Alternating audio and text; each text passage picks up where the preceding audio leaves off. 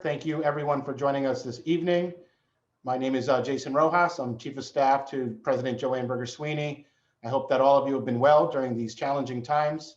We have a great turnout of families who have joined us this evening to learn a little bit about what to expect with the spring semester.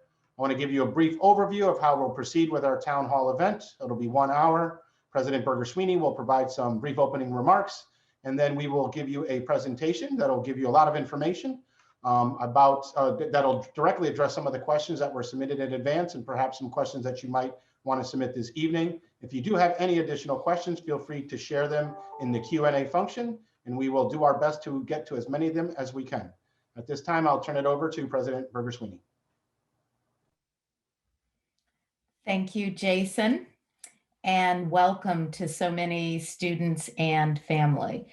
The first thing that I want to say is I hope that you are well, that you and your families are well. And if you have been touched directly by, the COVID pandemic, please know that you're in my thoughts and prayers. The second thing that I want to say, particularly for you students, is I can't wait until you're back on campus. I know this has been a challenging time for all of us, but as I walk through campus, okay, it's a little cold, it's a little snowy, but mostly it's quiet. And although it may not feel like a typical year, you add so much energy and life to our campus. We are really looking forward to welcoming so many of you back. As you know, a few students have remained here over the winter break, and we've continued to do much of the college's work here.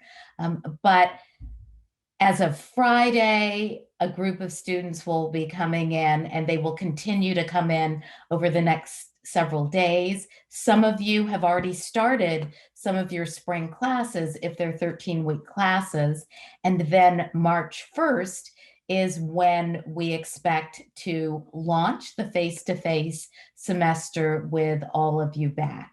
So I very much look forward to that.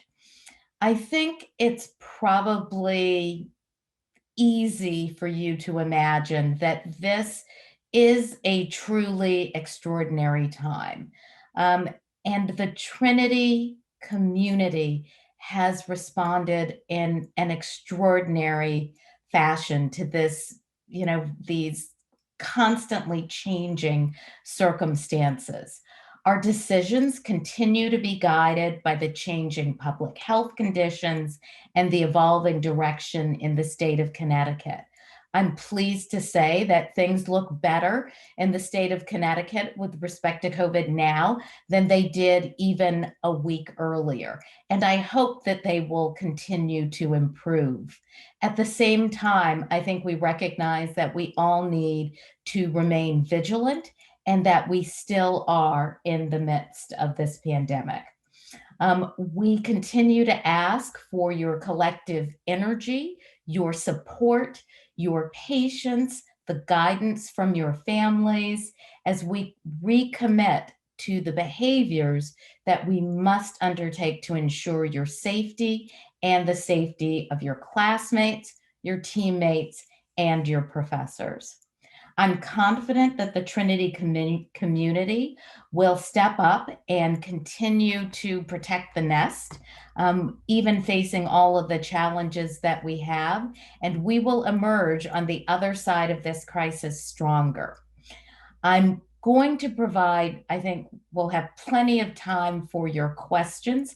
Please place them in the chat function if you haven't already submitted your questions. But first, we're going to start with a short presentation that we hope will provide you with information and answer many of the questions that you have. So with that, I thank my colleagues for being on the call, and please introduce yourselves as you start to respond to the slides that are up. So thank you.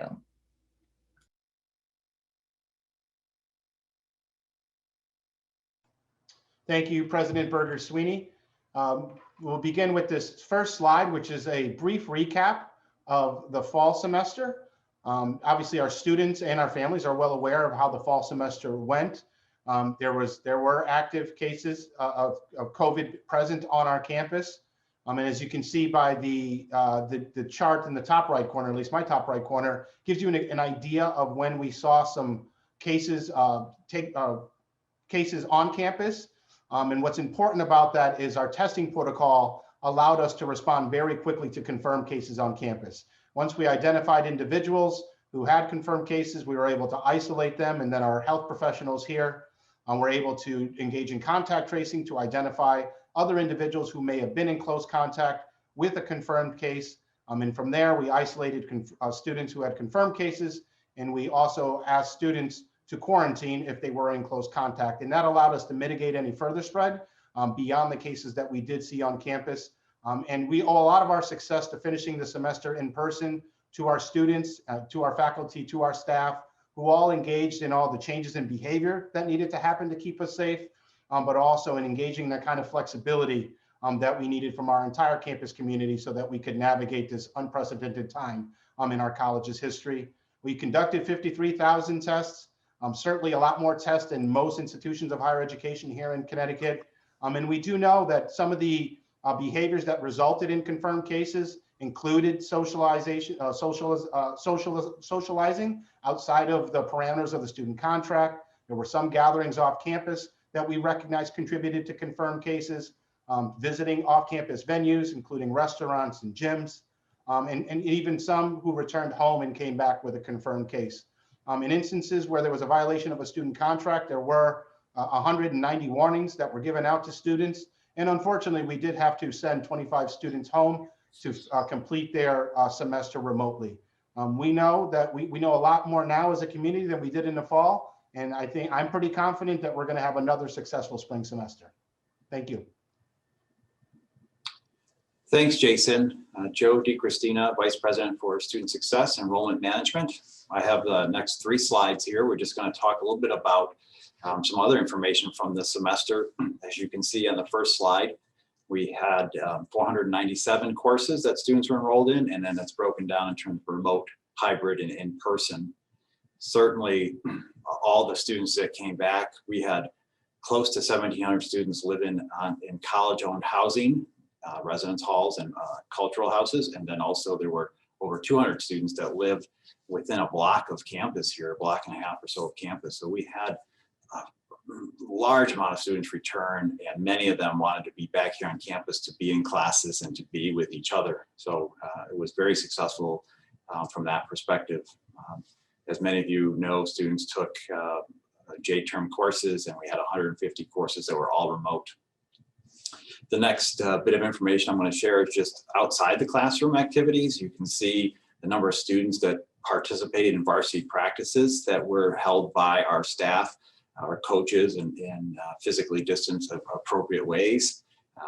A number of student athletes came back to campus. We had many students participate in club sports and recreation. And then my favorite one is the amount of individuals, it's faculty, staff, and students that did sign up and go to the Ferris gym or other places on campus for specific time periods to be able to work out. And so as you can see that number there, well over 6,000. Next slide. Outside the classroom, again, just a number of student activities. A lot of stuff was on Zoom, as is indicated here. Our favorite, as students are listening know, the trivia nights and bingo in terms of the fun ones.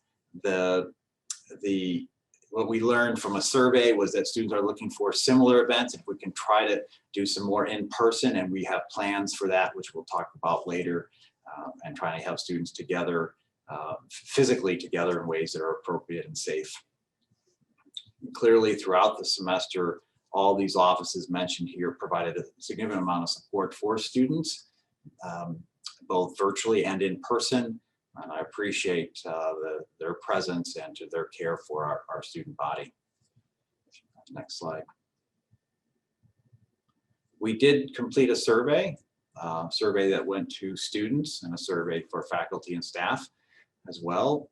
The first slide that I'll share is what students told us in terms of their plans. So this survey went out in January, just last month. And you can see a significant number of students are talking about returning to campus.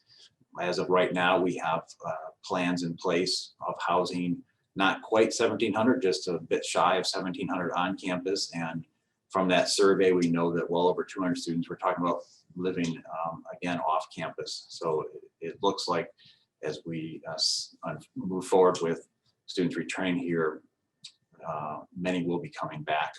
And then the top cited reasons for their spring plans, these are numbers, these aren't percentages, right? So what was important for them was they were making decisions about whether to be on campus or not, you know, with COVID, how COVID was affecting people, athletics, what were the certain class offerings. And so these are the numbers associated with people saying this was important to them as they were making a decision, deciding to come back to campus. So I'll turn it over to Sonia now. Good evening, everyone. I'm Sonia Cardenas, Acting Dean of the Faculty and Vice President for Academic Affairs. We're going to switch now to looking at remote learning a little bit. One of the things that we did was give a survey both to faculty and to students to see how their experiences in the fall compared to the previous spring. And you can see here on the faculty side and on the student side, the data results are not here, but they're remarkably consistent. Over 70% of faculty thought that the fall had been better, 18% about the same. This reflects an enormous amount of work that faculty did and training over the summer to really to learn how to engage in remote learning. And even now, the feedback from the student survey is really informing what faculty are doing. So we're feeling really great about going into the spring, all things considered, when it comes to remote learning. I'm going to hand it off to Dean Taku Miyazaki to talk a little bit more about this. Thanks. Hi, Takunari Miyazaki, Associate Dean for Faculty Development. So of those faculty who responded, vast majority of them felt that this is their assessment that students have done quite successfully. In fact, 89% of those who surveyed responded that students have done moderately well all the way to extremely well. Some faculty members took advantage of this unique opportunity and invited guest speakers from far away, which would have not been possible in a normal in-person setting. So we feel, the faculty feel that by and large, remote instruction was a great success last fall. I'll turn it over back to Vice President Joe DiCristina.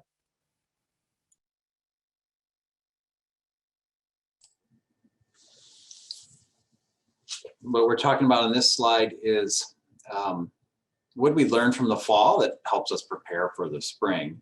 And as Jason mentioned, the testing and quarantine, isolating students, and those protocols really worked for us in terms of limiting the spread of the virus. We were basically going to follow the same protocols as we move forward now.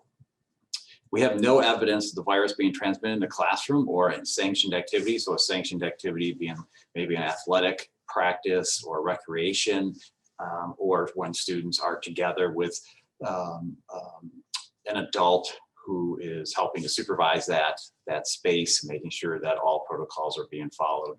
So I think that was really important for us to see that our plans that we put in place to help students and create a safe environment really work in those spaces. So of course that allows us to think about what else can we do this spring to really give students a chance to be together more socially and physically together.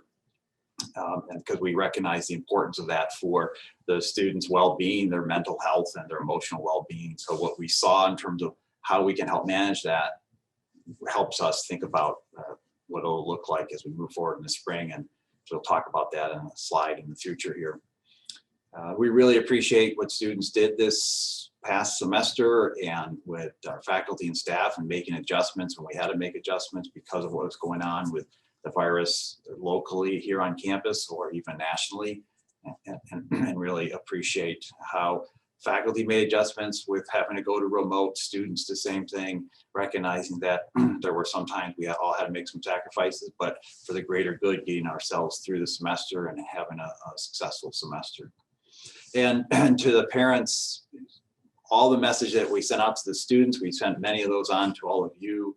And I know myself and Jason, who were oftentimes sending out those messages, got a lot of feedback from parents and a lot of appreciation. And I appreciate you giving us that feedback and giving us a chance to recognize how that communication really was important to you and made you feel part of our community.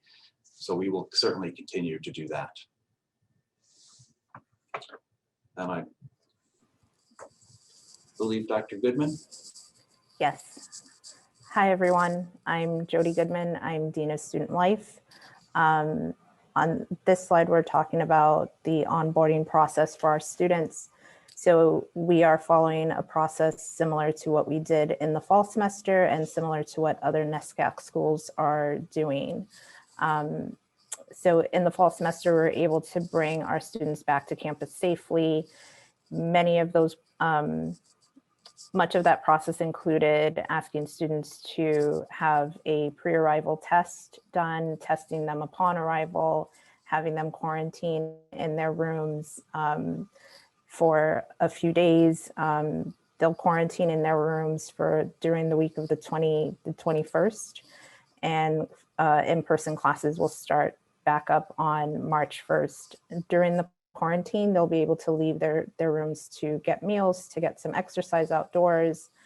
We're also asking students to re-sign the community contract and participate in the weekly on-campus testing cycle. So we're hoping that by taking all of these precautions, like we did in the fall semester, we'll have a successful spring semester.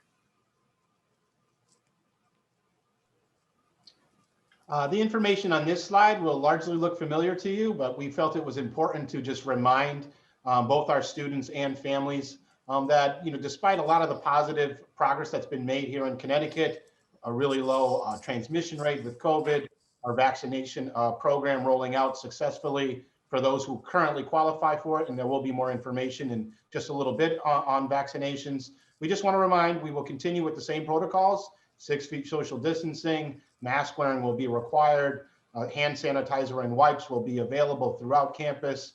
Our food service provider, Chartwells, will continue with all their mitigation strategies in the dining hall. ABM, our facilities company, will continue with their cleaning protocol and their enhanced cleaning protocol. We will require daily symptoms reporting and checking. Our testing protocol will remain the same. We do have about 5,000 rapid tests in stock here that we can use when needed.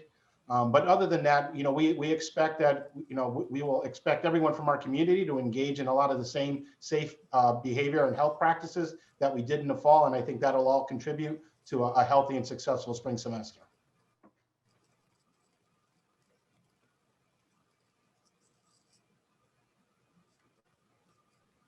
So from a healthcare perspective, we are going to be repeating a lot of the testing, managing the virus as we had in the past. We'll be asking students to fill in the Co-Verified app and monitor people who are reporting symptoms. The students will get twice a week surveillance testing, and employees will get once a week surveillance testing. We get those results back quickly and would institute a isolation or contact tracing process so that we can quarantine anyone who might have been exposed to keep the campus just as healthy as possible. New information this semester is that we, as Jason just mentioned, we do have some rapid tests available. Those would be for students who reported symptoms or having known exposure, so that we again can find out as soon as possible for our students and community safety who might have the virus, so that we can sequester them for the health of everyone into their isolation or quarantine process. And then there's some questions about the vaccines. We, as a mandate, we must follow the state of Connecticut DPH regulations, which are currently in phase 1B. So in the state of Connecticut, people aged 65 and over are currently eligible to receive the vaccine. We have a very nice relationship with Hartford Healthcare, one of the largest healthcare systems in the state, and we are partnering with them to stay right on top of who is eligible to receive it and getting the vaccine onto campus or to our constituents just as quickly as possible once eligibility is reached. So more information about the eligibility, they're looking for the young adult process or age population to be somewhere very late spring to early summer for vaccination.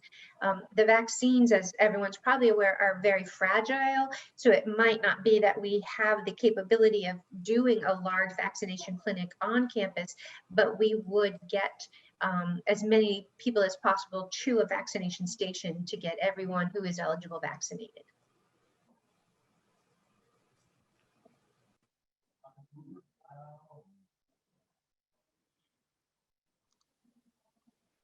Good evening, everybody. I'm Angela Shafer. I'm the Vice President for Communications and Marketing. I just want to take a minute or two to update you on our communications plan for the spring. As you know, we communicated a lot with you in the fall. We're going to keep doing that in the spring. And I want to say thanks to everyone for their suggestions and their feedback on our communications through the fall. That was really helpful, really informative, and helped us make some decisions to make some changes to our communications that hopefully will keep you even more informed. So a couple of things quickly I'll mention here. We've had some made some updates to our COVID dashboard. Beginning February 22nd, we'll be updating the dashboard's number of active cases every weekday. That's an increase in frequency from the fall when we updated it at least twice a week.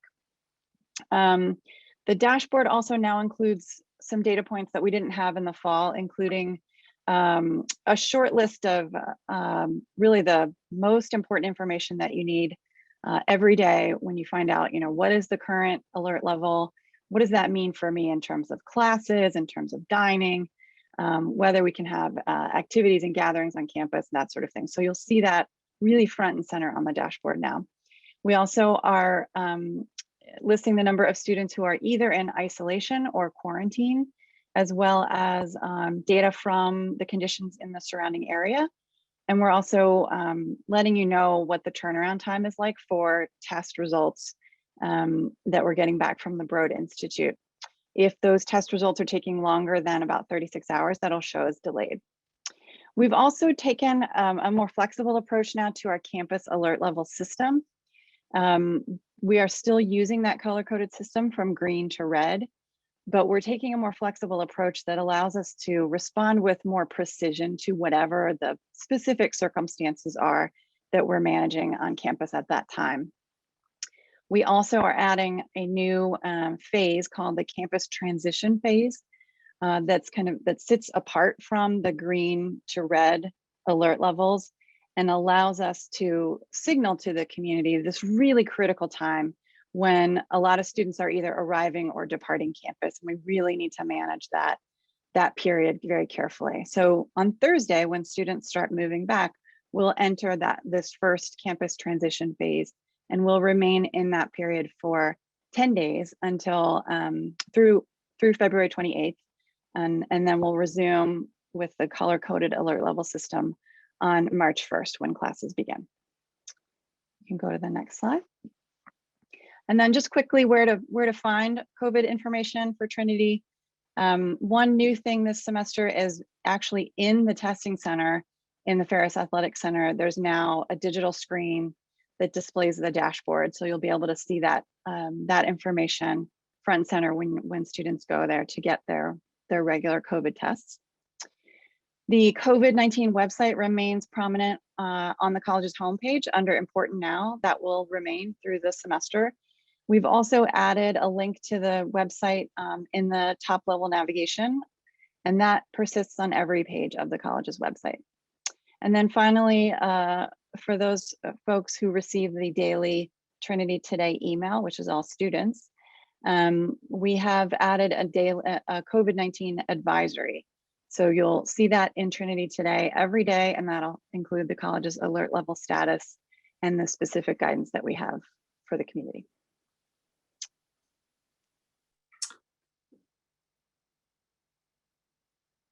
Hi, everyone. I'm Drew Galbraith. I'm Director of Athletics. And just wanted to run through some things that are going to happen. We're so excited to welcome students back later this week.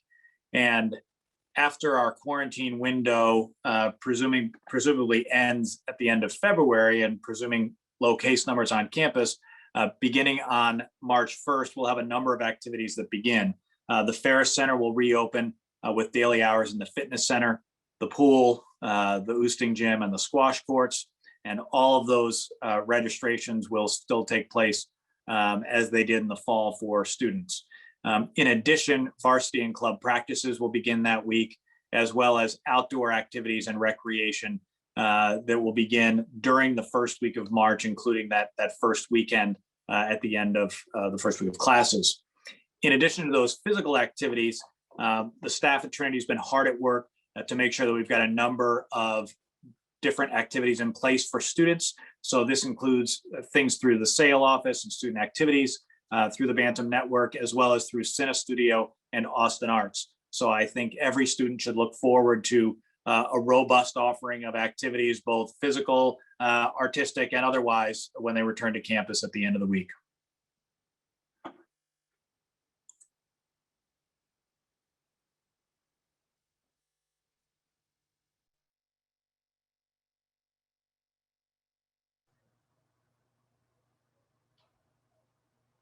I think that brought us to the end of our presentation. And now we will be able to get into the questions that were submitted in advance. And I know that a number of individuals have submitted questions in the Q&A as well. So I think top of mind for everyone, whether you're here in Connecticut or perhaps in Texas, is the weather and how the weather is going to impact the return of students to campus. So if we could speak a little bit about what happens if there's a delay in someone's travel plans. But also on top of that, there are some questions that we've received about what if a student can't get their test, their pre-arrival test submitted before they're supposed to come to campus. So we know that this is not the ideal time for travel given the craziness of our weather patterns. So if you are experiencing some delay in your travel, you should definitely contact housing@trincall.edu.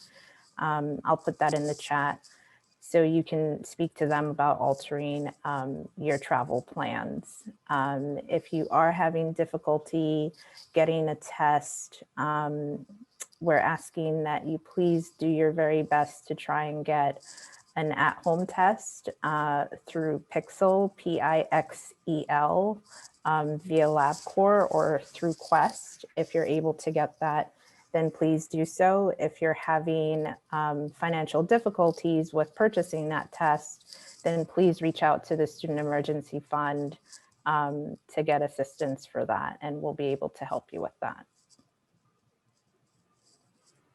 Thank you, Jody. The next question we have is about food. How will students get food when they're in quarantine during the first week? Will they be able to go to Mather Hall and select their food? And when does the food program begin? So Mather opens up on Thursday, February 18th, and it will be run the same way it was throughout the semester with grab and go, but lots of choices for students.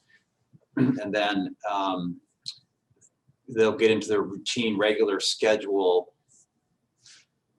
the following week with Mather being open, and hopefully we'll be able to have sit-down dining for students at that time. A limited number of students, but trying to open up some spaces for that. But during the transition quarantine time period from February 18th until February 28th, it'll be grab and go.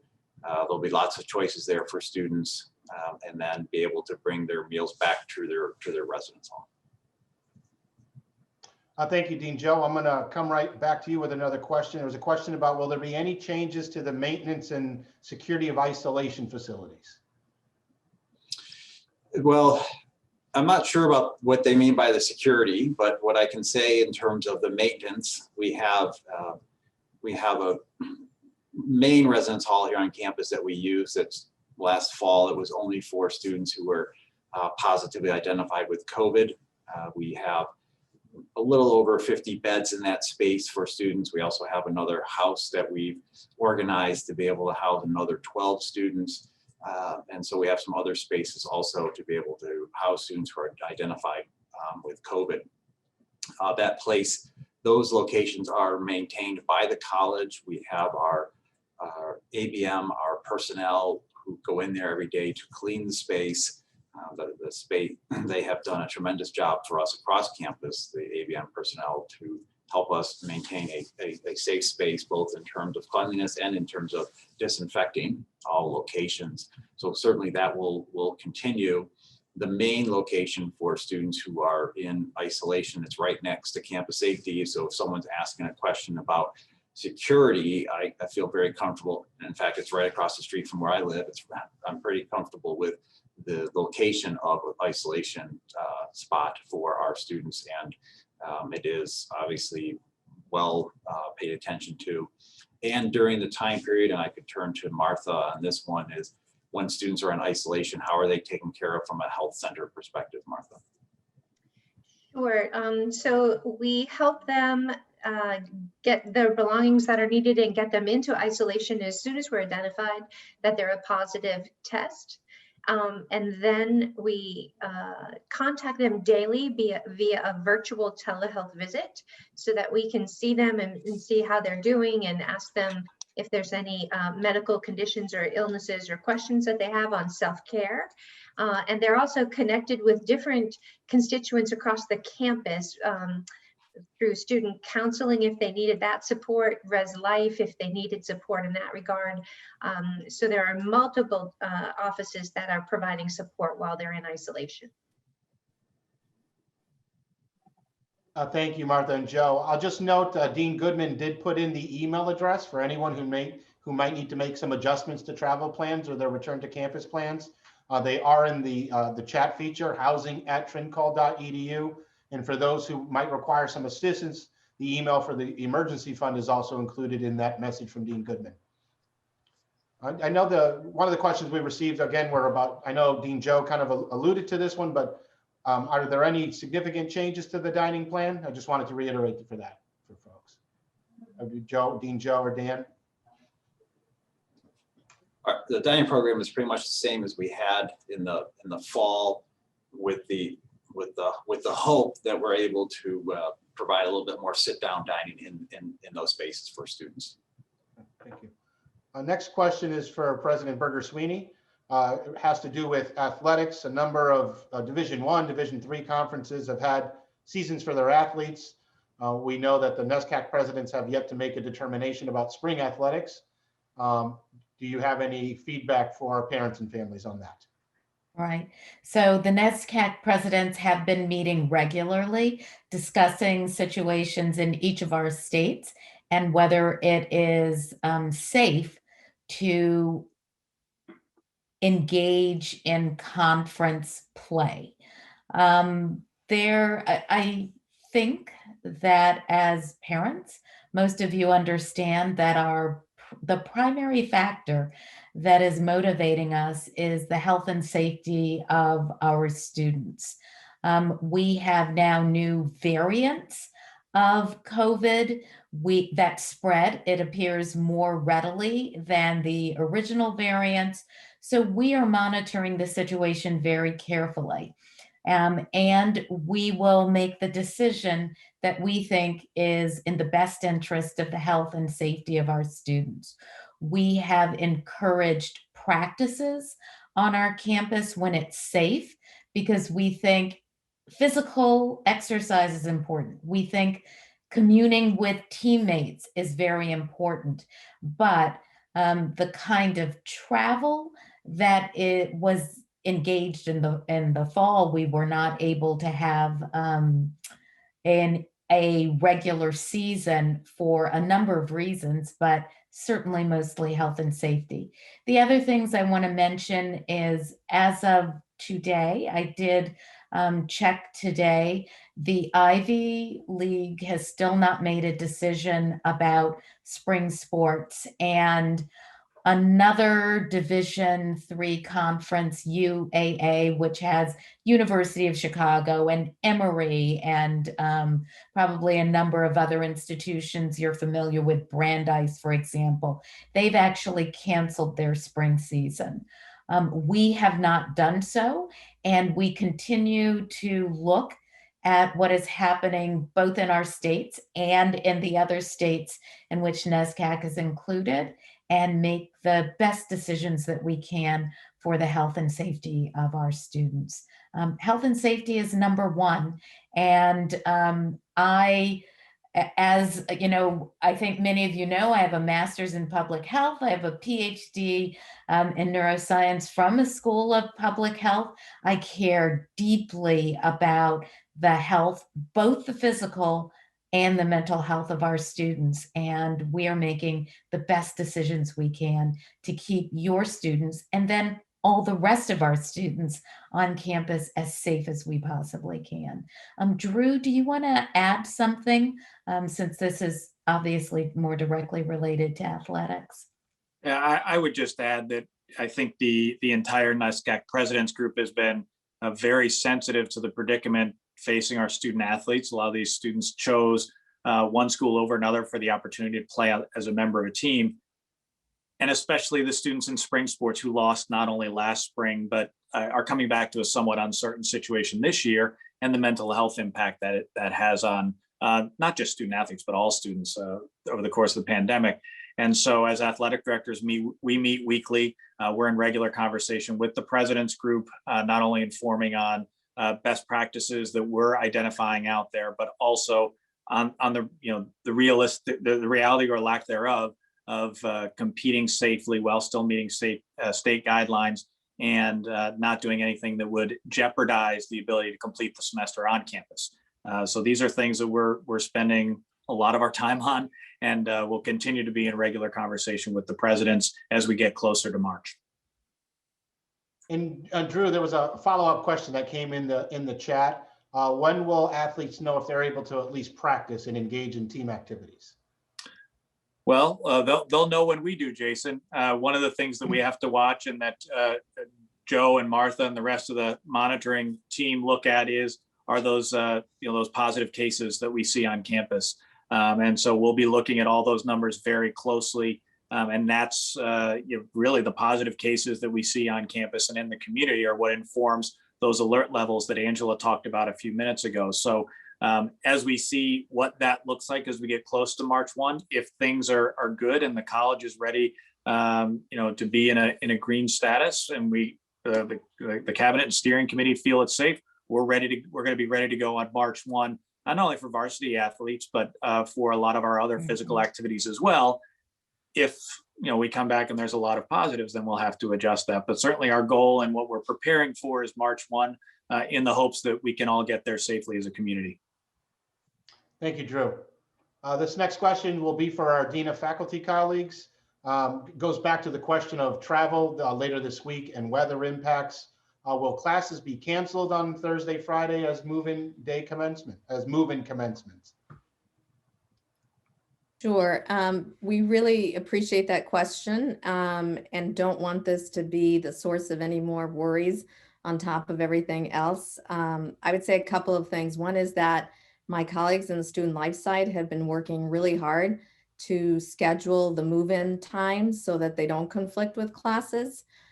We actually think that it would be more disruptive to cancel classes. And this very morning, I sent a note to our faculty to ask them to remember that move-in is at the end of the week, and to be as accommodating as possible with our students, including rescheduling of exams and quizzes and assignments and that sort of thing. So if you have any concerns at all, I would urge you to do what we always say, which is talk to your professors.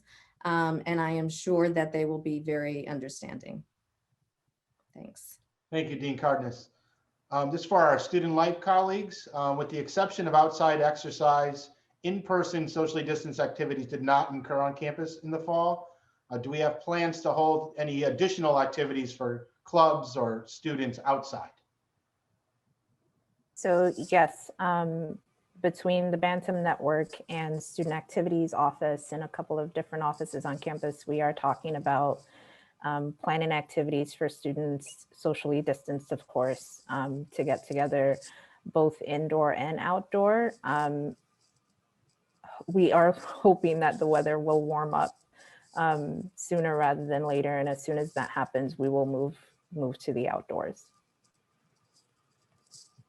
Thank you, Dean Goodman. The next question is for me, actually. What is the current plan for commencement and when will plans be finalized? There were also questions about spring weekend and or senior week, so perhaps Student Life could respond to those. But on commencement, we are working, we're in regular conversation with the Connecticut Department of Public Health. At this time, we do think we will be able to have an in-person commencement for our students at a minimum, given that they're already going to be on campus and that they're included in our testing protocol. We believe that we can safely provide them a commencement that is safe and socially distanced out on the quad. We are planning for investing in a lot of technology so that we can provide a high quality streaming program in the case that we can't have additional guests come to campus for commencement. We're going to continue to monitor the guidance that we get from the state of Connecticut, public health conditions, to see if there is an opportunity to have a program where we perhaps allow one guest or two guests, but that we're going to need some additional time on that. You know, the Department of Public Health has been very honest with us that 3 months from now is an eternity during a pandemic, and they don't want to give us guidance that moves us in one direction only to have to pull us back later. So at a minimum, there will be an in-person commencement for students. We're hoping that we can get to a point where we can have something beyond just having our students here on campus. We will send information as soon as we have it to all of you, knowing that many of you have to make travel plans to try to get here, to get your, well, one, for commencement, but two, to also move your students out of campus. And questions around spring weekend and or senior week. I think the response will largely be the same. Kind of depends on things. I think Student Life wants to provide as much of an experience for our seniors and for all other students during the semester here, but it's all going to be subject to public health conditions and maintaining everybody's safety. Dean Joe or Dean Goodman, I don't know if you want to add anything else to that. SAIL is working very closely with Senior Class Council and with our student programming board to plan for those weekends and that week. Thank you. Next question is for Fred. Somewhat of a different question for this evening. What is happening with the phishing hacks to student email accounts? Sure. Fred Cass, interim CIO and head of Library Information Technology Services. And I remember when more of the questions about viruses had computers in them, but apparently they've been superseded. So we use Microsoft's machine learning technology to detect when a phishing is going or an attack on your email account or your computer. And I would say that it's a cat and mouse game. You know, sometimes it does well and sometimes things slip through. And what those threat actors are now trying to do is get your cell phone to just move off of our network so that we're not able to track and block those things. So if they're asked for your cell phone number, always be nervous about that. We ask everyone that gets one of those messages to send it to security@trincall.edu, and I'll put that in the chat. And when that happens, what our team does is we block the sender from being able to send new messages. And then we also look at who replied to that message and warn them that it was a fraudulent attack.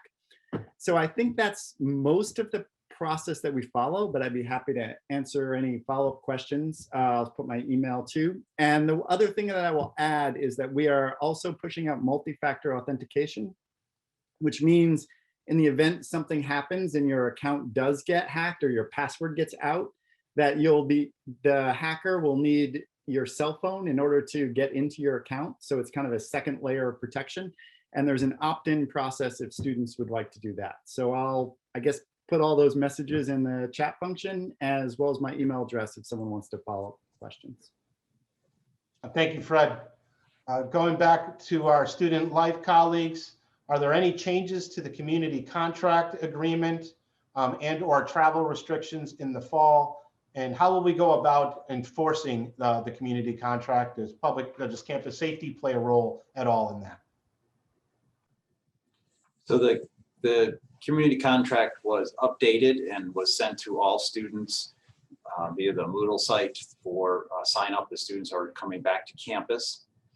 And so that was updated with the help of student government doing some review of this with us as well. What we observed this past semester in terms of student behavior that did have an impact on campus regarding the transmission of the virus on campus, and that was people leaving campus in the sense of going to restaurants and going to locations where all the data tells you that the virus is being spread. And so throughout the semester, fall semester, we were trying to emphasize the idea of essential travel. So now on the Student Life website, and Dr. Goodman can send this on as well, if a student has to do essential travel, and what we mean by essential travel is perhaps to go home for some kind of family emergency. Maybe they need to be here in town to go get a vaccine. Maybe they need to go to a pharmacy, that they should let us know in Student Life that they're doing that. So we can then give proper guidance to how to come back to campus and making sure that they're protecting themselves and their friends in our community. And so in the community contract, we really emphasize the importance of the essential travel to leave campus only. And we're requesting students to not to go to restaurants, not to go to bars during this semester, so that we can be as safe as possible. And so we're really paying attention to that. Campus safety certainly plays a role both on and off campus in terms of patrols, and provides information to my colleagues in Student Life, and then follow-up happens with students depending on whatever behavior might have been reported, and then the staff will follow up with students to have a conversation and to make a decision about what does this mean.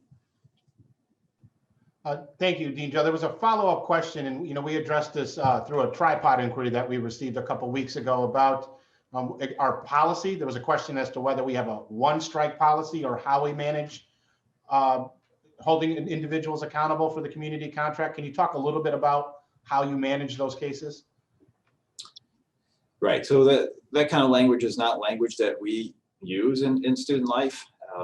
Any situation that's brought to our attention will result in one of my colleagues in the Dean of Student and Community Life office to reach out to that student or to the students and to get an understanding of what happened. And then from that, to make decisions about what is the consequence for that. Is it a warning, or is it someone perhaps being required to leave to go home and study remotely? So each case is paid attention to, and conversations will be had with students to understand what has taken place and what we've learned. Thank you, Dean Joe. A question for Dan. Dan, could you go over kind of our enhanced cleaning protocol and cleaning program? There was just a question about how we would maintain facilities. Would we maintain them even better than we did in the fall? Absolutely, Jason. Thank you, and welcome everyone for joining us this evening. I'm Dan Mitchell, the Vice President for Finance and Chief Financial Officer for the college. I'm happy to answer your questions and looking forward to the students returning to campus. We definitely put an emphasis on cleaning in the fall semester, and we've used this elongated break and this extra time to reevaluate what we did and what worked well and what didn't, and how we can come back and even do a better job in the spring semester. And while the students were gone, the housekeeping and the cleaning teams have put a shine on everything, and we're at a high level right now waiting for our students to return, and we will work hard to keep it that way, keep us up at that high level. And we are working to to apply the lessons learned from the fall. Thank you, Jason. Thank you, Dan. Going back to our Student Life folks, what are their plans for Greek life, and what kind of activities will they be able to engage in? So this semester already, Greek Life engaged in virtual recruitment. There are over 160 students, both male and female, so fraternities and sororities, that are now new members of our Greek community, and it was all done virtually. And they're also doing new member education virtually as well. So that by the time students come back to campus, we've gone through that process, and membership is up to date. And it was we did not do new member recruitment in the fall because of COVID, and the students in Greek Life did a great job holding on and recognizing that we would do it this spring semester, the start. And so we have completed that process. In terms of other activities, clearly we are paying attention to, as Drew was indicating, from any kind of activity perspective, the possibility for our students to be able to be together. We have a policy in place for students when we are in green level to be able to gather together at a certain number outside. So we'll be paying attention to that and being able to inform students of those opportunities as well as we move forward into the spring semester. So that's what I say at this point, Jason. Thank you, Dean. Joe, I'm going to move over to Martha. Martha, there were some questions about the pre-arrival test, and if a student is able to submit that test, are they still required to quarantine? Yes, thanks, Jason. The simple answer is this: a pre-arrival test will tell us from the time that they got the test until moving in if they've had an exposure. But the act of travel itself, having to stop for gas, going through an airport, might have also resulted in an exposure. So every single party who comes to campus, every single student will need to quarantine for that period of time. And during that time, we will begin our rigorous surveillance testing on campus. And after that period where they get the negative test for our campus testing, that's when we would be able to lift that quarantine. But every student, no matter their pre-arrival result, will be required to do a quarantine to maintain the safety and to secure our bubble as non-infectious as possible. Thank you, Martha. Moving on to our next question. It's related to thinking ahead to the summer, which is great because it'll be nice and warm. We often offer our summer program for ISP students. How will summer research be impacted by COVID-19? Will the experience remain the same, and where there'll be social distancing, testing, and meals provided during the summer? We are absolutely going to have summer research, and we just started that process. I'm going to ask Dean Miyazaki to address that because he's working on the nuts and bolts of that, and he also supports STEM departments. Yes, so we are hopeful that we'll be able to provide in-person research experience to those students and faculty who wish to work together, including students in ISP, interdisciplinary science program. We have developed protocols for research labs last fall, and we believe that protocols has worked. We don't know yet where we're going to be with vaccination this summer, but we're hopeful that students will be able to engage in in-person research. Especially, this is something quite important for science research with mask wearing and social distancing with those protocols. We are also open to accepting applications for remote research. So if students and faculty wish to have research in a remote setting, just like we did last summer, we are also open to consider those proposals as well. Thank you. Thank you, Dean.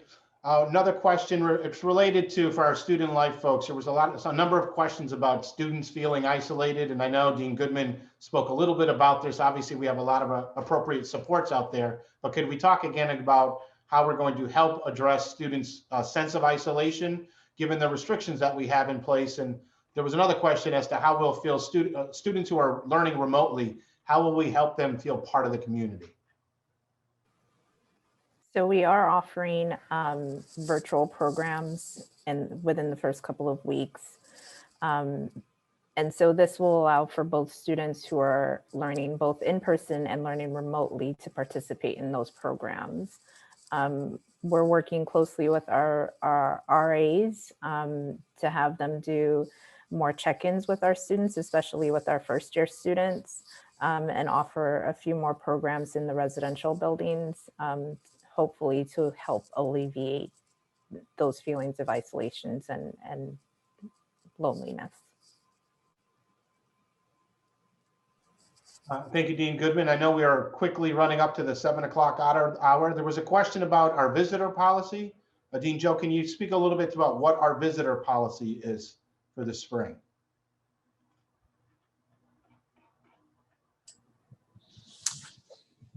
Right. So in particular for families, I think that's the real question that's being asked, might be the question that's being asked here. Now, clearly, as your son or daughter comes to campus here and one of you might be coming with them, we are asking for families to not stay around long. And throughout the semester, we really prefer for families to let us know if they need to come to campus for some particular reason. And that helps us monitor, people coming and going to campus. And we're really trying to limit the amount of, in particular, students, visitors going into residence halls or off-campus apartments as well. So we have asked the students to not engage in inviting people from off-campus to campus, much because of what Martha has said about the idea of the bubble. How can we do the best we can to create a safe space over the course of time? And if you introduce other people into this space, it could bring the virus here. And so we're really asking students to limit visitors coming to campus. Thank you, Dean Joe. I'm going to try to squeeze in a couple questions. I hope that there's a quick answer to. Fred, will the library be open? When will the library open for the semester? I think I did answer that one, but the library is already open and has been open throughout this break period, and will continue to be open provided the guidance levels that were given under the alert status. Okay. Thank you for that. Quickly looking through there. During green code, Dean Joe, this is probably for you. When we're under alert levels, alert status level green, can students leave campus under that level? No, we are asking students during all alert levels that it's only for essential travel that they would leave campus. And if they need to leave campus, to contact Dean Goodman through the student life office there and to make that request. And they respond to that fairly quickly about those requests. We recognize there are issues that surface in students' lives and their families. And so we certainly work to accommodate our students about those requests. Thank you, Dean Joe. We are at the 7 o'clock hour, so I want to give a moment to President Berger-Sweeney to offer some closing remarks. I want to thank all the parents and students and families for your engagement on this and for all of your questions. And again, point you to our website where there is a very extensive FAQ document that might be able to answer some of the additional questions that you have that we weren't able to get to. And with that, President Berger-Sweeney. Thank you very much, Jason. And thank you all for your questions, both students and parents. Before we end, I want to say that I know that we faced many hurdles together in the last semester. We will certainly face some in this semester, but I'm completely reinvigorated by our commitment to prepare students to become bold, independent thinkers, and providing all of our students with the fullest and most equitable educational experience possible. As some of you may know, over the winter break, I taught a class, a neuroscience and psychology class on neurons, learning, and memory. And I interacted with 15 truly brilliant students who I was able to engage with. We learned together. I think we had some fun together.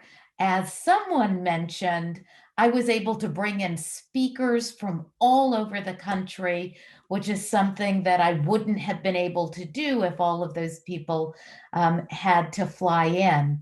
And it just underscored to me personally what I know all of the people on this call feel, and that is we are still delivering an excellent educational experience in the classroom, outside of the classroom, even when it's virtual. We are doing our best, but we're also, it was so clear to me, able to engage students in such a positive manner. I want to thank all of the students who are out there for your care and concern about our community and about continuing to put forward an emphasis on learning and being engaged. I want to thank all of the family members and friends who are out there supporting our students and supporting our community. Together, we will get through this. And I am so looking forward over the next 10 days or so to see you come back to our campus. We've missed you.